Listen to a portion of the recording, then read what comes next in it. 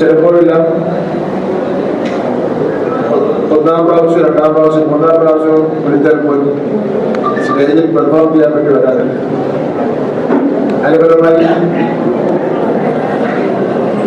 സമയത്തിന് മത്സരം അവസാനിപ്പിക്കാൻ വേണ്ടി ഇപ്രാവശ്യമല്ല കഴിഞ്ഞ വർഷം തുറന്നതാണ്.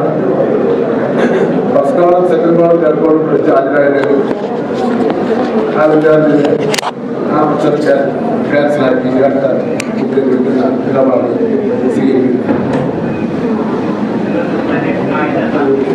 വിധി നിർണ്ണയം സുതാര്യമാക്കുവാൻ വിപുലമായ സംവിധാനങ്ങളും ടാബ്ലേഷൻ ക്രമീകരണങ്ങളും സജ്ജമാണ്. ഓരോ വേദികളിലും സ്റ്റേജ് മാനേജർമാർ ഉൾപ്പെടെയുള്ള അധ്യാപകരുടെ സേവനം ഉറപ്പാക്കിയിട്ടുണ്ട്. ഉയർന്ന ഉദ്യോഗസ്ഥന്മാർ ഓരോ സ്റ്റേജിനെയും സ്റ്റേജ് മാനേജേഴ്സായി നിയോഗിച്ചിട്ടുണ്ട്. മത്സരഫലങ്ങൾ വേഗത്തിൽ ലഭ്യമാക്കുവാൻ മീഡിയ റൂം, പവലിയൻ എന്നിവ സജ്ജമാക്കിയിട്ടുണ്ട്. ഗതാഗതവും സുരക്ഷയും മത്സരാർത്ഥികൾക്കും ഒഫീഷ്യൽസിനും യാത്ര ചെയ്യാൻ ആവശ്യമായ വാഹനങ്ങൾ ക്രമീകരിച്ചിട്ടുണ്ട്.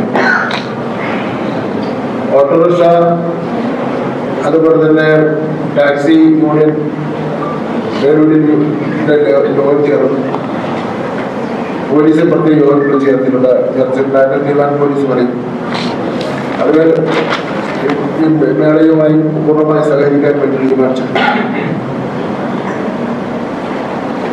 ഡ്രൈവർമാർക്ക് പ്രത്യേക പരിശീലനവും ഫിറ്റ്നസ് പരിശോധനയും നടത്തിയിട്ടുണ്ട്. വേദികളിൽ തിരക്ക് നിയന്ത്രിക്കുവാനും ക്രമസമാധാനം പാലിക്കുവാനും പോലീസിന്റെയും സന്നദ്ധ പ്രവർത്തകരുടെയും വോളണ്ടിയർമാർ സേവനം 24 മണിക്കൂർ ഹരിത കലോത്സവം ഉത്തരവാദിത്ത കലോത്സവം എന്ന ആശയത്തിലൂടെ ഈ പ്രോട്ടോകോൾ കർശനമായി പാലിക്കുക, മത്സരശേഷം വേദികൾ വൃത്തിയാക്കുന്ന ഉൾപ്പെടെയുള്ള ചുമതലകൾക്ക് പ്രത്യേക സംവിധാനം ഒരുക്കിയിട്ടുണ്ട്. സ്വർണ്ണക്കപ്പ് ഘോഷയാത്ര, വർണ്ണാഭമായ ഉദ്ഘാടന ചടങ്ങ്, സാംസ്കാരിക ഘോഷയാത്ര എന്നിവയുടെ കലോത്സവം വൻ വിജയമാക്കുവാൻ എവരുടെയും സഹകരണം അഭ്യർത്ഥിക്കുകയാണ്.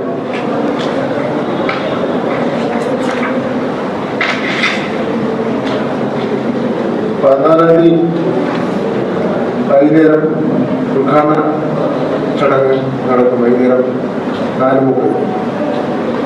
പിന്നെ 14 രാവിലെ സമാന സമ്മേളനം 18 ആണ്, വൈകുന്നേരമാണ് നടക്കുന്നത്.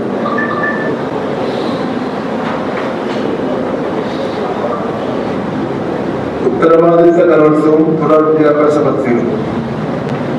ഇത്തവണത്തെ സംസ്ഥാന സ്കൂൾ കലോത്സവം കേവലം ഒരു കലാമേള എന്നതിലുപരി സമൂഹത്തിൽ നല്ല സന്ദേശങ്ങൾ നൽകുന്ന ഒരു ഉത്തരവാദിത്ത കലോത്സവം എന്ന നിലയിലാണ് നമ്മൾ വിഭാവനം ചെയ്യുന്നത്. ഇതിനായി പ്രത്യേക പെരുമാറ്റ ചിത്രം വിദ്യാഭ്യാസ വകുപ്പ് മുന്നോട്ട് വയ്ക്കുകയാണ്. പ്രധാനമായും 3 കാര്യങ്ങളാണ് നമ്മൾ ഇതിലൂടെ ലക്ഷ്യമിടുന്നത്.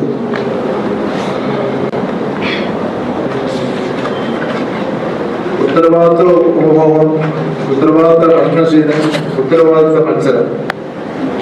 തോൽവിയോട് ഉത്തരവാദിത്തമുള്ളവരായി നമ്മുടെ കുട്ടികളെ മാറ്റുക എന്നതാണ് ഉത്തരവാദിത്ത ഉപഭോഗം എന്നതിന്റെ ലക്ഷ്യം. ഇതിന് 2 ഘടകങ്ങളുണ്ട്: മാലിന്യ ലഘൂകരണവും പുനരുപയോഗവും. മാലിന്യ ലഘൂകരണം കലോത്സവ നഗരിയിൽ പ്ലാസ്റ്റിക് കുപ്പികൾ വഴിയുള്ള മാലിന്യം ഒഴിവാക്കാൻ നമ്മൾ നിർബന്ധമായ ചില കാര്യങ്ങൾ നടപ്പാക്കുകയാണ്. എല്ലാവരും അവരവരുടെ വീണ്ടും ഉപയോഗിക്കാവുന്ന വാട്ടർ ബോട്ടിലുകൾ കൈവരുത്തണം. ഒറ്റത്തവണ ഉപയോഗിക്കുന്ന മിനറൽ വാട്ടർ കുപ്പികൾ ഒഴിവാക്കണം. വെള്ളം നനയ്ക്കാൻ എല്ലായിടത്തും വാട്ടർ കിയോസ്കുകൾ ഉണ്ടായിരിക്കും. Packet food, chips, biscuit, chocolate, ടട്ട പാക്ക് ജ്യൂസുകൾ തുടങ്ങിയവ കലോത്സവ നഗരിയിൽ പൂർണ്ണമായി ഒഴിവാക്കണം. ഇത് ആരോഗ്യത്തിനും പ്രകൃതിക്കും ദോഷകരമാണ്. പ്രധാന കവാടങ്ങളിൽ പരിശോധനയുണ്ടാകും. മാലിന്യമാകാൻ സാധ്യതയുള്ള പ്ലാസ്റ്റിക് കവറുകളും കുപ്പികളും കൊണ്ടുവരുന്നതാൽ അതിന് 10 രൂപയുടെ സ്റ്റിക്കർ ഒട്ടിക്കും. തിരികെ പോകുമ്പോൾ ഈ സാധനം കൗണ്ടറിൽ കാണിച്ചാൽ മാത്രമേ ആ 10 രൂപ തിരികെ ലഭിക്കൂ. ഈ ബുദ്ധിമുട്ട് ഒഴിവാക്കാൻ എല്ലാവരും സ്റ്റീൽ പാത്രങ്ങളിലോ ടിഫിൻ ബോക്സുകളിലോ ഭക്ഷണം കരുതുക. പുനരുപയോഗം പഴമയാണ് ഫാഷൻ എന്ന ആശയത്തിൽ ഒരു സാഫ് ഷോപ്പ് നമ്മൾ സംഘടിപ്പിക്കുന്നുണ്ട്. ഹോം അപ്ലയൻസ് വാങ്ങാൻ ഒരിടത്ത്, ക്രോക്കറി വാങ്ങാൻ വേറൊരിടത്ത്, ഗാഡ്ജറ്റ്സ് വാങ്ങാൻ വേറെ എവിടെയോ ഒരിടത്ത്. അതെ, എന്തിനെങ്ങനെ പലയിടത്ത് ഓടണം? മൈജി ഫ്യൂച്ചർ ഉണ്ടല്ലോ. മൊബൈൽ ഫോൺ മുതൽ ഹോം അപ്ലയൻസസ് വരെ എല്ലാം ഒരിടത്ത്, ഏറ്റവും കുറഞ്ഞ EMI. അങ്ങനെയാണെങ്കിൽ ഏറ്റവും കുറഞ്ഞ വില. ആഹാ, എന്നാ ഏറ്റവും കൂടുതൽ ഓഫറുകൾ. MyG future, experience the next. MyG ആണ് ഫ്യൂച്ചർ.